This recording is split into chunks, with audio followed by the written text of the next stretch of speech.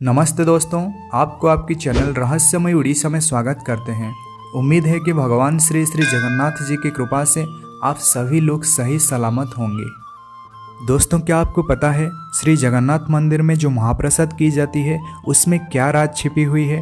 अगर आपको ये बात पता नहीं तो आप हमारे साथ इस वीडियो में अंत तक जुड़े रहिए ताकि आपको इसके बारे में सही जानकारी मिले। महाप्रसाद, जिसे कैवल्य भी कहा जाता है, और इसका सिर्फ एक ही दाना में इतना क्षमता है कि वो किसी तरह का भी इंसान हो, वो चाहे इंसान कितना भी पाप क्यों ना करे, उसे मुक्ति के मार्ग पर ले जाता है। भगवान श्री जगन्नाथ जी के महाप्रसाद, जिसे कैवल्य कहा जाता है, ये सिर्फ इंसानों तक सीमित नहीं, इसे भूत, प्रेत और पिशाच जो कोई भी पाले तुरंत ही उसका मुक्ति हो जाता है। और इसे पाने के लिए स्वर्ग में समस्त देवता, इंद्र के समेत समस्त देवता भी लालायित है। महाप्रसाद की इस दिव्य और अलौकिक महिमा के बारे में समस्त सप्तऋषि के समेत देवर्षि नारद भी जानते हैं। एक बार देवर्षि नारद इंद्र के सुधर्मा सभा में उपस्थित होकर समस्त देवताओं को महाप्रसाद की इस अलौकिक महिमा के बारे में बताया। इसी बात को सुनकर सचिपति इंद्र ने यह निश्चय किया कि मैं आज जरूर पृथ्वीलोक पर जाऊंगा और वहां भगवान श्री जगन्नाथ का दर्शन करूंगा और उनका महाप्रसाद का भी सेवन करूंगा। देवराज इंद्र एक साधारण इंसान की वेशभूषा धारण करके श्री मंदिर के अंदर प्रवेश की और वहां जाकर भगवान श्री जगन्नाथ जी के समेत माता सुभद्रा, भगवान बलदेव जी और भगवान सुदर्शन की बड़ी दिव्य दर्शन की। उसके बाद देवराज इंद्र ने मंदिर के चारों तरफ घूमने लगे। तभी उन्हें देवर्षि नारद के द्वारा बताई गई महाप्रसाद की अलौकिक महिमा के बारे में याद आ गई। देवराज इंद्र एक सेवक से बड़ी विनय भाव से पूछा कि यहाँ महाप्रसाद कहाँ मिलेगा। तब वो सेवक ने कहा कि आपको आनंद बाजार के अंदर महाप्रसाद सेवन करने को मिल जाएगा। देवराज इंद्र तुरंत ही आनंद बाजार के अंदर चले गए और वहाँ जाकर एक कोने में बैठ गए। तभी उन्हें एक सेवक देखते हुए कहा कि आपको क्या महाप्रसाद चाहिए? तभी देवराज इंद्र ने उत्तर दिया कि हाँ भाई, मेरे लिए कुछ महाप्रसाद लेकर आओ। तो उस सेवक ने तुरंत ही उनके लिए एक पात्र में, एक बड़ा सा पात्र में कुछ महाप्रसाद लाकर दे दिया। देवराज इंद्र बड़ी आनंद चित्त से महाप्रसाद की सेवन करने लगे और मन ही मन ये सोचा कि ऐसा खाना मैं आज तक नहीं खाया।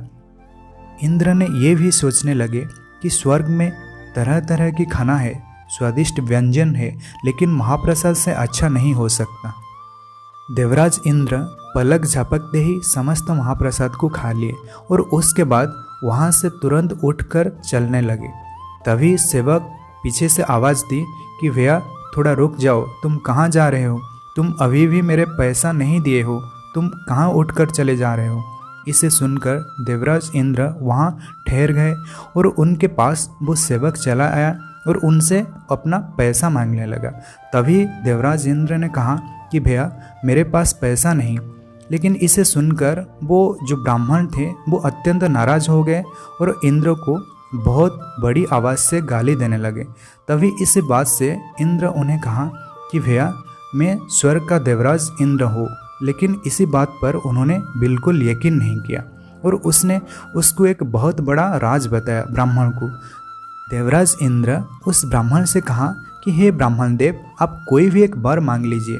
तो उस ब्राह्मण ने कहा कि अगर आप सच में देवराज इंद्र हो तो मुझे ये वर दो कि मैं जब चाहूँ यहाँ बारिश कर सकता हूँ, क्योंकि हमारा यहाँ कई साल से बारिश नहीं हुआ है, जिसके फलस्वरूप यहाँ के लोग अत्यंत कष्ट सह रहे हैं। तो देवराज इंद्र ने उस ब्राह्मण से कहा तथास्तु।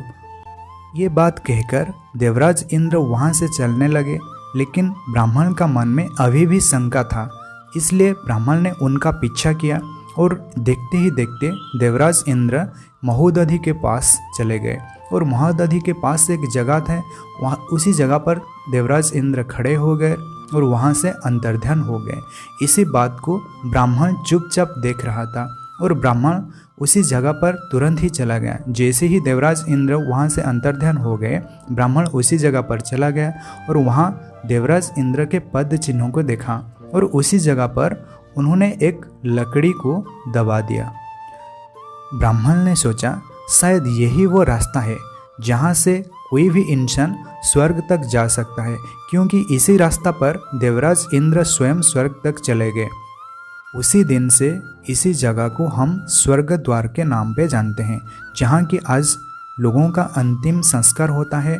और ये हमारा मान्यता है कि स्वर्ग द्वार में अगर किसी का अंतिम संस्कार हो जाए तभी वो स्वर्ग के लिए प्रस्थान हो सके।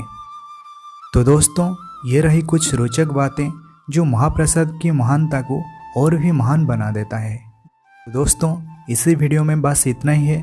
अगर आप लोगों के मन में कोई डाउट है तो आप हमें कमेंट सेक्शन में पूछिएगा, इसका उत्तर देने के लिए हम प्रयास करेंगे।